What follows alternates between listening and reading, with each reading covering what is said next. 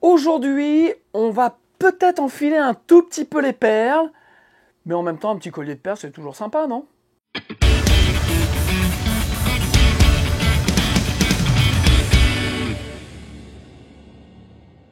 Salut, c'est Jaf. Aujourd'hui, dans Bibi Babla, caméra au point, paf dans l'action, paf dans l'actu, on va se poser une question, ou en tout cas, on va regarder un petit peu qu'est-ce qui peut être important en termes de matériel, vintage ou pas vintage.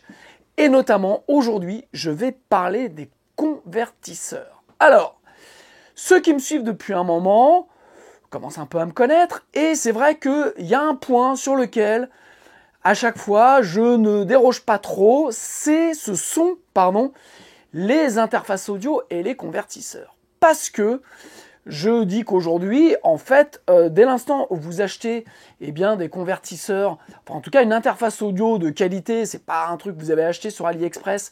Donc si vous prenez du Focusrite, du Arturia, du RME, du Apogee, du Motu et du Universal Audio, enfin que sais-je, vous avez aujourd'hui pléthore d'interfaces audio. Eh bien, en fait, quasiment toutes les interfaces aujourd'hui ont des préamps et des convertisseurs d'excellente qualité.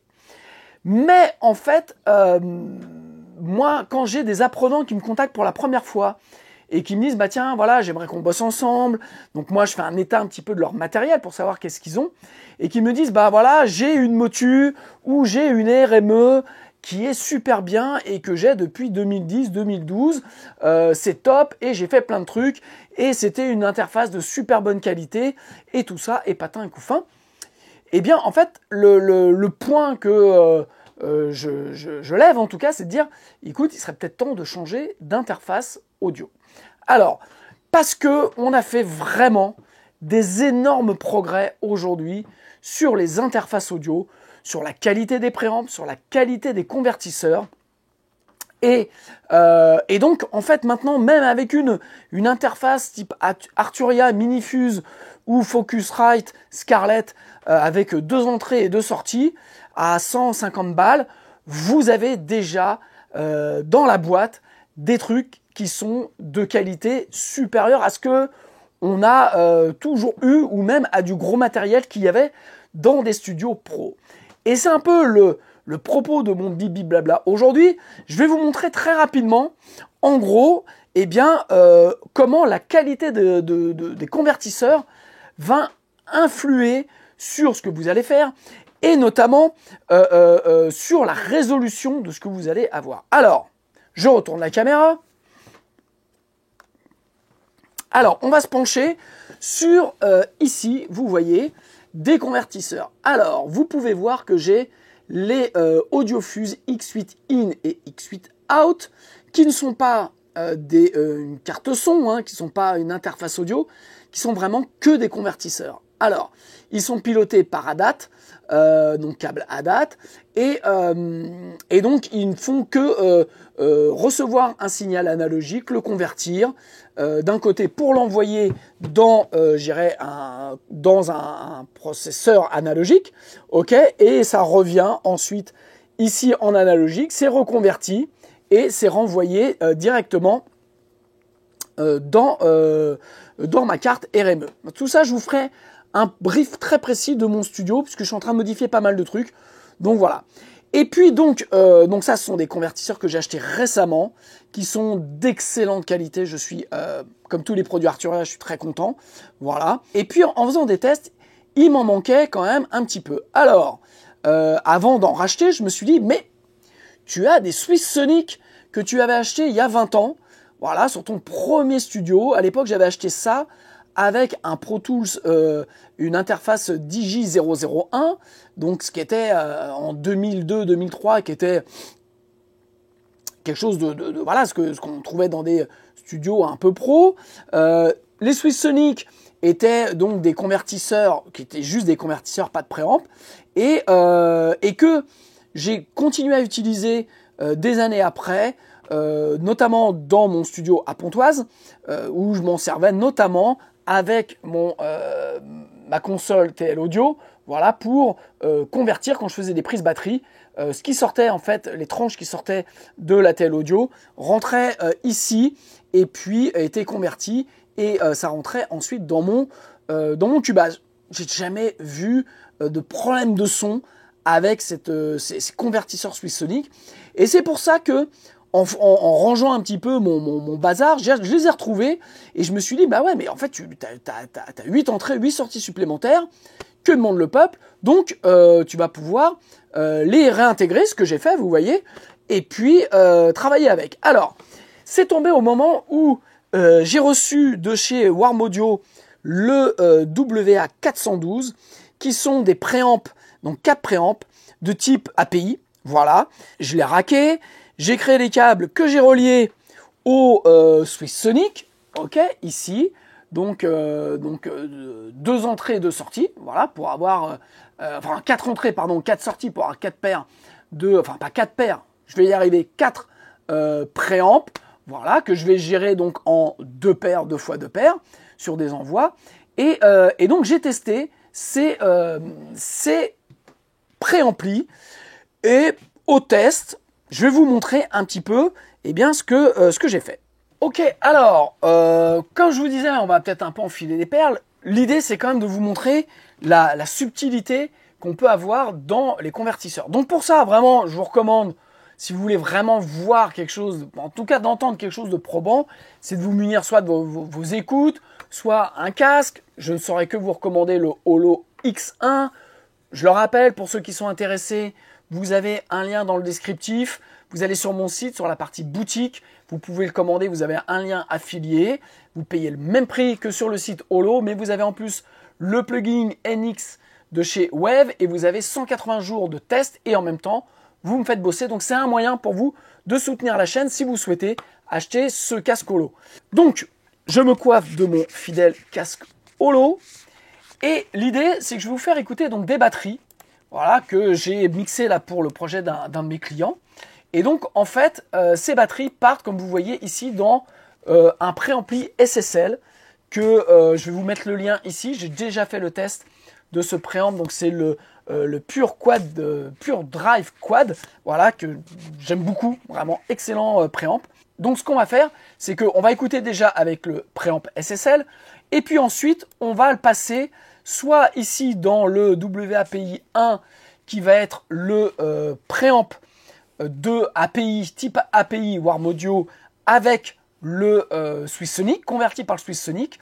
Et ici, le WA1176, donc vous ne posez pas la question parce que j'ai pris mon routage de 1176, qui va passer dans le API, mais via le Arturia X8. Donc vous allez voir normalement une différence de l'un à l'autre. Je vous fais déjà écouter tel que c'est la batterie en passant par le préamp SSL.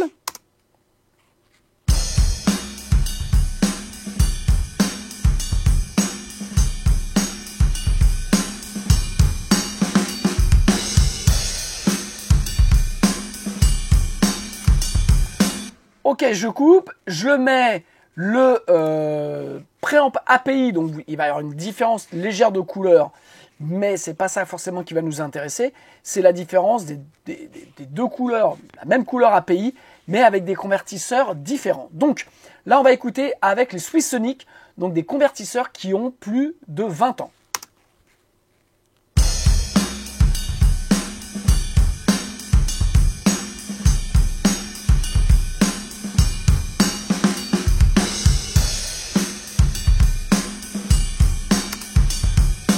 Ok, maintenant, la même chose, le même préampli, réglage identique avec les Arturia.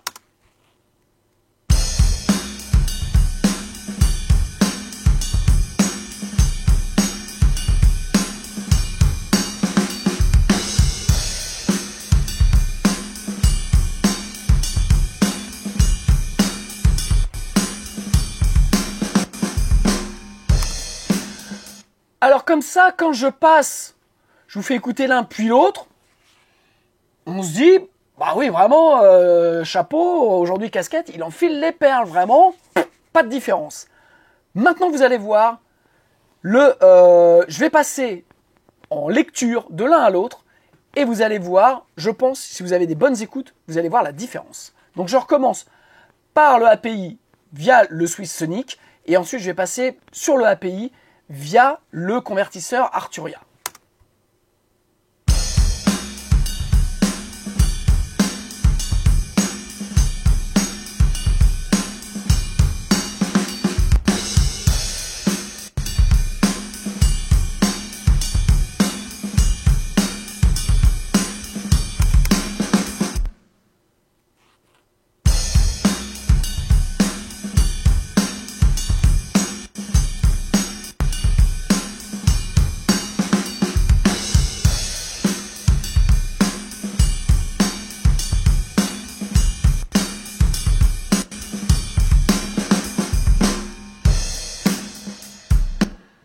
Alors je ne sais pas si vous avez entendu, moi je l'entends.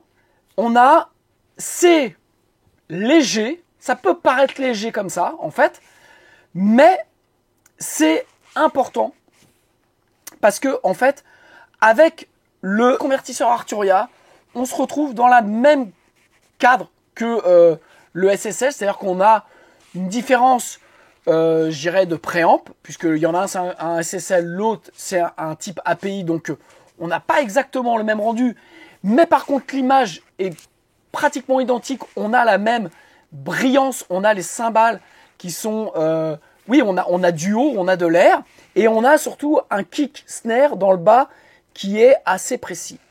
Quand on passe sur les Swissonic, eh bien en fait on a une image qui d'un seul coup s'enfonce un petit peu, où le haut est super mat. En fait, on a l'impression qu'on a un high shelf qui est pratiquement à 5 ou 4 ou 5 1000 Hz. Voilà, donc c'est vraiment un high shelf qui est assez haut en fait. Et en fait, on a moins de brillance sur les cymbales. Et en fait, on a un kick, un bas qui est beaucoup plus brouillon. Alors on a une image qui est plus mate, mais on a beaucoup moins de précision dans les transitoires, dans la résolution. Et ça, en fait, moi, ça me saute aux oreilles, je dirais. Alors, on va repartir du Arturia et on va repasser sur le Swissonic.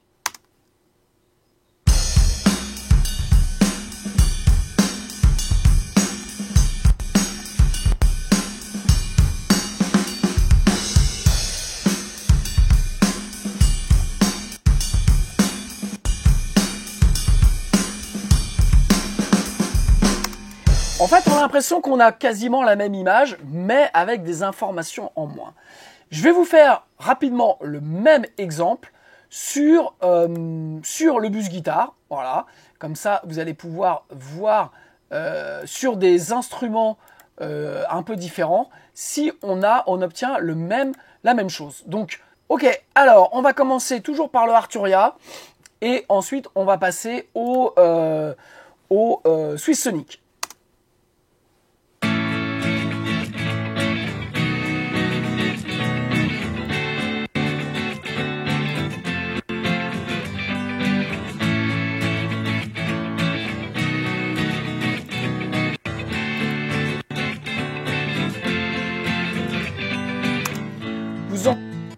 Faites bien attention, alors déjà à la brillance, je trouve que les guitares ont beaucoup moins d'attaque, sont beaucoup plus, sont moins précises, et puis elles claquent moins aussi par le brillant. Donc je trouve qu'il y a deux aspects, il y a les transitoires qui sont un peu bouffés, et il y a la brillance qui est plus là. Donc les deux mis bout à bout, enfin deux mis ensemble, ça fait vraiment comme si on avait cette espèce de plateau dans le haut à 4000, 5000 qui est descendu, où on a effacé un petit peu toute cette dynamique que l'on peut avoir notamment sur les guitares et même sur la batterie. Donc je recommence avec les Arturia et on repasse sur les Swissonic.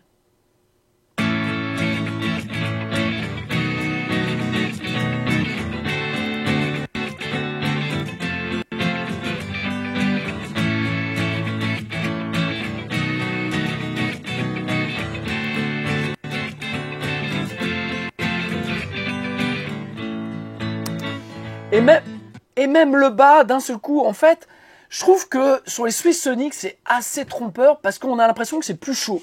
Ah oui, c'est plus chaud parce que en fait, on a moins de haut, on a moins de transitoire, donc on a l'impression que le truc est plus chaud, donc un peu plus vintage. Alors oui, il est plus vintage, mais parce que il est vachement moins précis. Et quand on passe sur les Arturia, on a tout de suite l'image, vous voyez, bam, notamment les guitares, elles se collent comme ça bien dans la stéréo. Et je trouve que c'est intéressant. On va écouter avec le basse batterie, ok, et on va se rendre compte un petit peu à ce moment-là de ce que ça amène.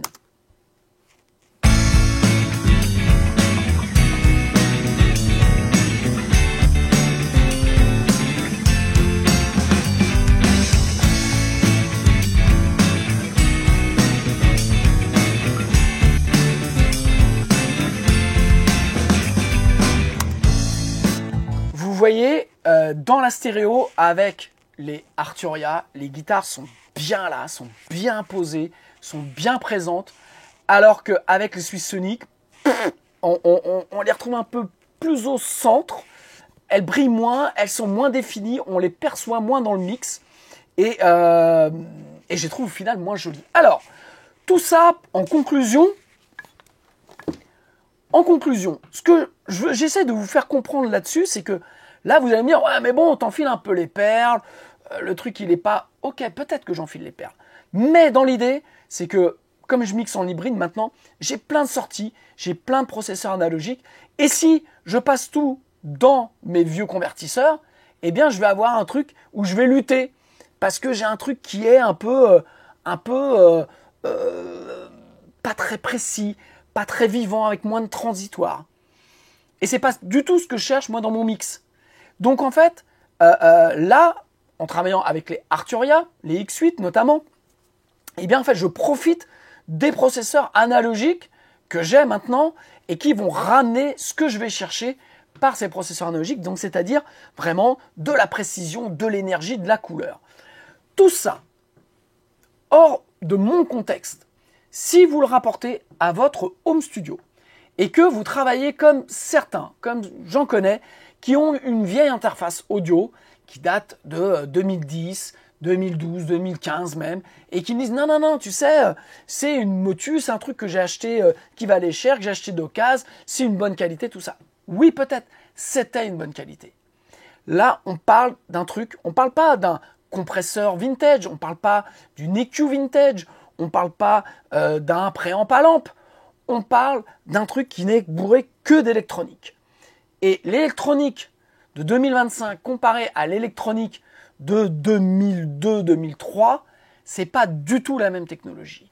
Et ce delta, ces petites perles que j'ai enfilées gentiment, avec beaucoup d'amour, eh bien, en fait, fait que sur l'ensemble de mes prises, je vais avoir quelque chose de plus dynamique, que je vais moins travailler, dans lesquels mes plugins vont, quand je vais passer sur des plugins, eh bien, je vais avoir un meilleur rendu. Parce que si vous enregistrez tout avec votre interface audio, qui est vieille, qui a des mauvais, enfin, qui a pas des mauvais convertisseurs, mais qui a des vieux convertisseurs, eh bien, en fait, toute cette précision d'image, vous allez le multiplier par le nombre de pistes que vous avez, ok?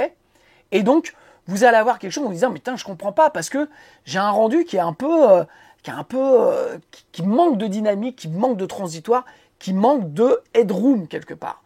Eh bien en fait, c'est à cause de ça, c'est parce que votre interface audio est vieille. Alors, c'est vraiment le truc aujourd'hui, une interface audio, comme je le disais, vous prenez une Minifuse Arturia, vous prenez une Scarlett, vous prenez n'importe quoi, vous avez aujourd'hui accès, même la Behringer, je pense que je vais acheter une Behringer pour la tester, parce que je pense qu'aujourd'hui, si vous achetez une interface moderne, eh bien, vous allez bénéficier d'une technologie moderne, notamment dans la conversion.